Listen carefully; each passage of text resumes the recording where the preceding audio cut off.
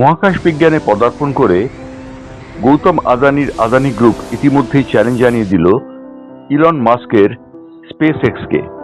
উল্লেখযোগ্য, Elon Musk মহাকাশ বিজ্ঞানে একচেটিয়া অধিকার অর্জন করেছেন।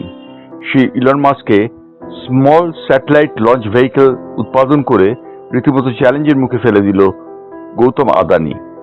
গৌতম আদানি 2023 সালে এই private small satellite launch vehicle উৎপাদনের বরাত পায়।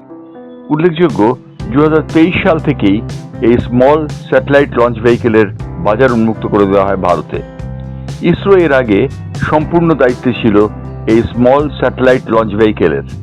এই small satellite launch vehicle 500 KG payload নিয়ে আকাশে উড়ে ছোট স্যাটেলাইট সংস্থাপন করতে সক্ষম।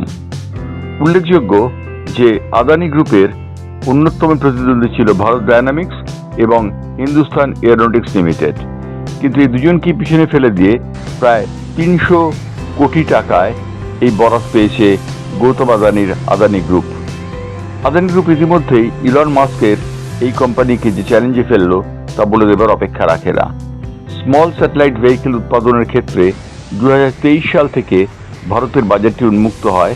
তার কারণ ইসরো মনে করে যে প্রাইভেট কোম্পানিগুলিকে এই বরাত ছেড়ে দিলে তারা হয়তোবা স্মল স্যাটেলাইট ভেহিকল নির্মাণ করতে সক্ষম হবে।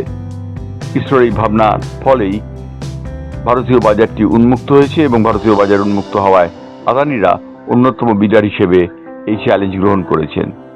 ইলন মাস্ক তিনি মহাকাশ বিজ্ঞানে স্পেস এক্স এর মাধ্যমে মহাকাশ বিজ্ঞানের যাবতীয় স্যাটেলাইট উৎক্ষেপণের বিষয়টিকে নজরদারির মধ্যে রাখে এবং ইলন মাস্কের স্যাটেলাইট ইতিমধ্যে সারা বিশ্বে সমাদৃত।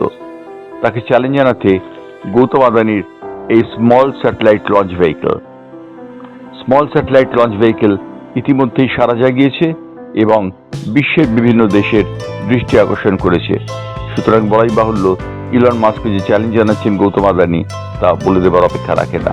ব্যুরো রিপোর্ট, বাংলার পালস টিভি।